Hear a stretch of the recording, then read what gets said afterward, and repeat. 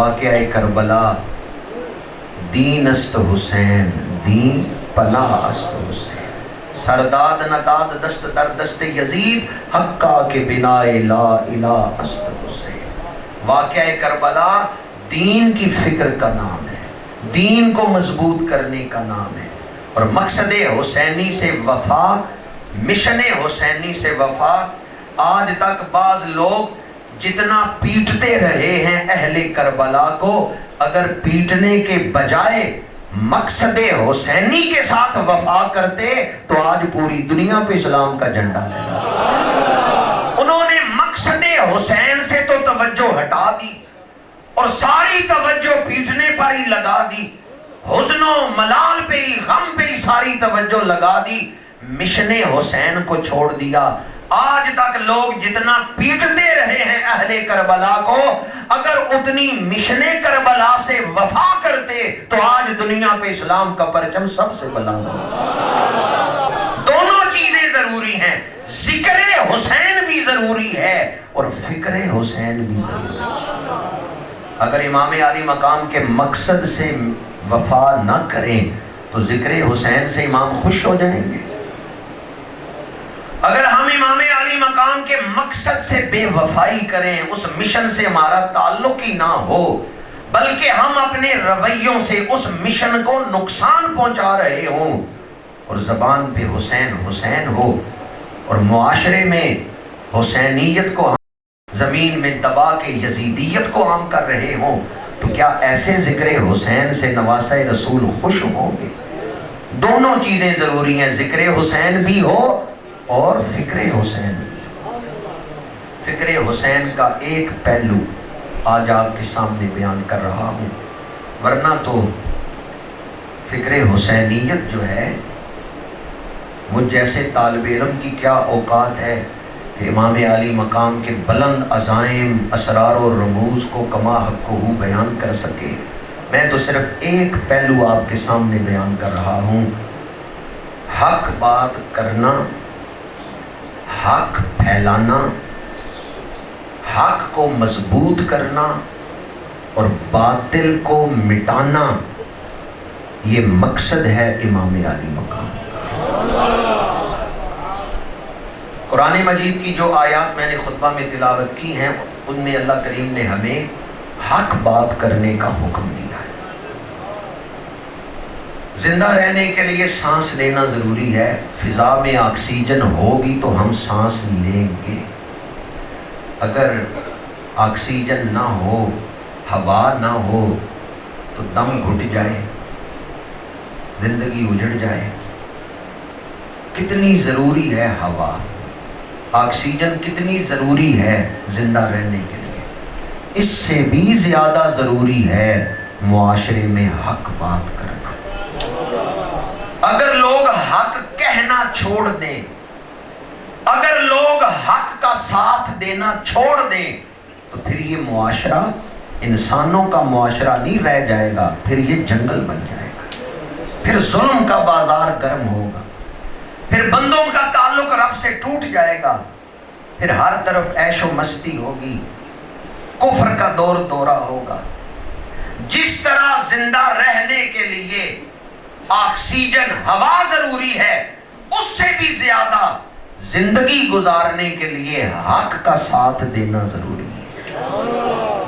یہ زندہ رہنے اور زندگی میں کیا فرق ہے؟ ایک ہے جسم کا زندہ ہونا، ایک ہے اندر سے دل زندہ ہو، انسان مضبوط ہو۔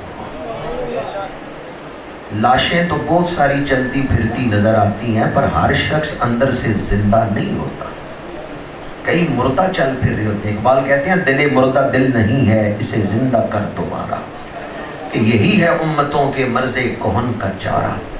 اس وقت دنیا میں 7 ارب کے قریب انسان، 7.5 ارب کے قریب انسان موجود ہیں جو سانس لے رہے ہیں، پر زندگی کسی کسی کو حاصل ہے۔ زندگی اسے حاصل ہے جس کا اللہ اور اس کے رسول کے ساتھ تعلق ہے۔ تو اس معاشرے کو انسانی معاشرہ رکھنے کے لیے، جس میں غریب بھی عزت سے زندگی گزار سکے، جس میں پسے ہوئے طبقے بھی عزت سے زندگی گزار سکیں، یہ ضروری ہے کہ حق بات کی جائے اور حق کا ساتھ دیا جائے۔ دوسری بات یہ یاد رکھیں، اگر آپ نے کسی چیز کو بگاڑنا ہے تو آپ کو کچھ کرنے کی ضرورت نہیں، بس اس چیز کو اس کے حال پہ چھوڑ دیں، بگاڑ خود بخود پیدا ہو جائے گا۔ لیکن آپ نے اگر کسی چیز کو سنوارنا ہے تو پھر آپ کو محنت کی ضرورت ہے۔ اگر آپ نے گھر کو صاف رکھنا ہے نا تو روز صفائی کی ضرورت ہے، لیکن اگر آپ نے گھر کو گندا کرنا ہے تو پھر کچھ کرنے کی ضرورت نہیں، صفائی چھوڑ دیں، گھر گندا خود بخود ہی ہو جائے گا۔ جن لوگوں نے گاڑیاں رکھی ہوئی ہیں وہ جانتے ہیں، نہیں تو ویسے بھی عام کامن سینس کی بات ہے، آپ سارے جانتے ہیں، جو ڈرائیور کے سامنے سکرین ہے، اگر ڈرائیور اسے روز صاف نہ کرے، سکرین کو اس کے حال پہ چھوڑ دے، تو چند دنوں کے بعد وہ ڈرائیونگ کر سکتا ہے؟ اس پہ اتنی گرد جم جائے گی، اتنی گرد جم جائے گی کہ اسے گرد کے دوسری طرف ڈرائیور کو نظر ہی کچھ نہیں آئے گا۔ وہ روز شیشہ صاف کرتا ہے، ڈرائیونگ سیٹ پہ بیٹھنے سے پہلے ڈرائیور روزانہ شیشہ صاف کرتا ہے۔ تو صفائی کے لیے تو آپ کو کچھ کرنے کی ضرورت ہے، لیکن اگر آپ چاہتے ہیں کہ گندگی پھیلے تو پھر ڈرائیور روز صفائی نہ کرے، شیشہ گندا خود بخود ہی ہو جائے گا، گرد خود بخود پڑتی رہے گی، تھوڑی تھوڑی گرد جمتی رہے گی تو تہ جم جائے گی۔ باغ لگانے کے لیے آپ کو شجر کاری کی ضرورت ہے، لیکن اجاڑنے کے لیے کچھ کرنے کی ضرورت نہیں، بس باغ کی طرف دھیان دینا چھوڑ دیں، نہ بیج ڈالے، نہ پانی دے، نہ کانٹ چھانٹ کرے، نہ اس کی حفاظت کرے، اجڑ خود بخود جائے گا، باغ خود بخود اجڑ جائے گا۔ لیکن اگر آپ نے باغ کو آباد کرنا ہے تو پھر ڈیوٹی دینی پڑے گی۔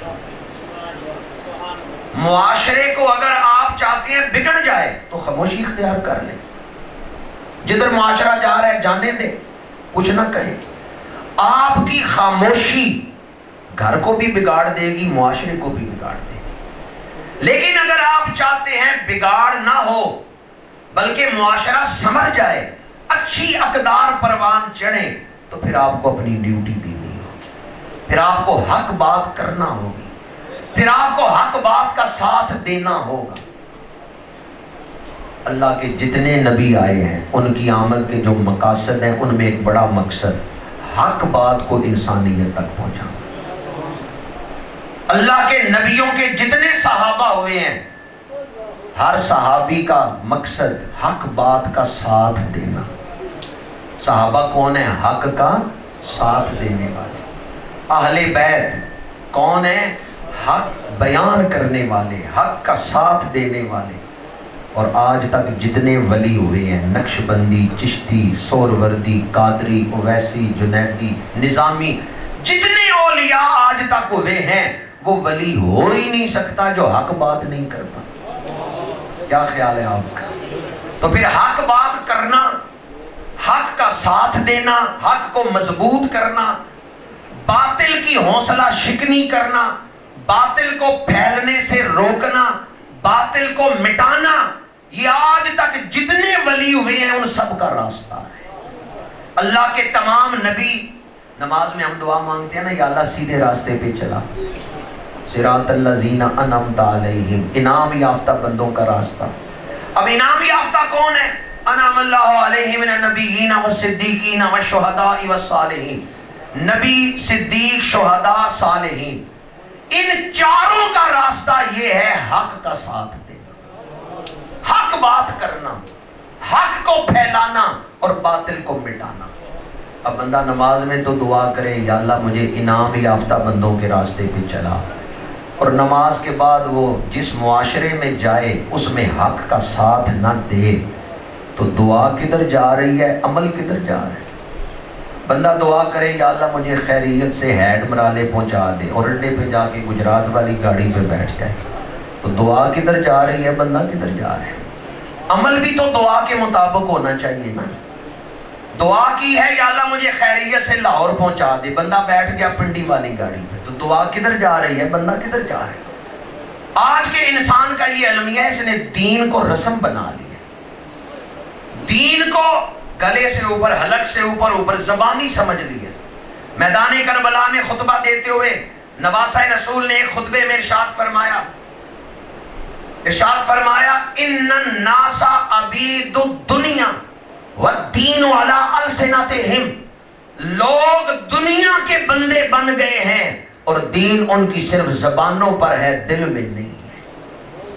میدان کربلا میں امام نے جو خطبے دیے ان میں سے ایک خطبہ یہ، اور میں پنجابی میں اس کا ترجمہ آپ کو سنا رہا ہوں، گلا نال تے ہر کوئی لائی پھردا ہے، لا کے توڑنے باڑیاں اوکھیاں نے۔ حق بیان کرنا اور حق کا ساتھ دینا یہ فلسفہ کربلا ہے۔ نبیین، صدیقین، شہداء اور صالحین کا یہی طریقہ ہے۔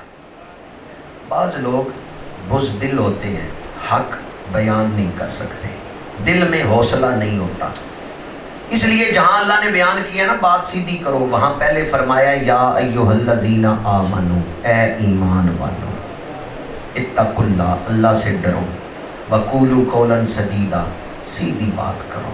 قول سدید کی تفسیر میں مفسرین نے لکھا ہے موافقا للحق، وہ جو حق بات ہے اسے قول سدید کہتے ہیں۔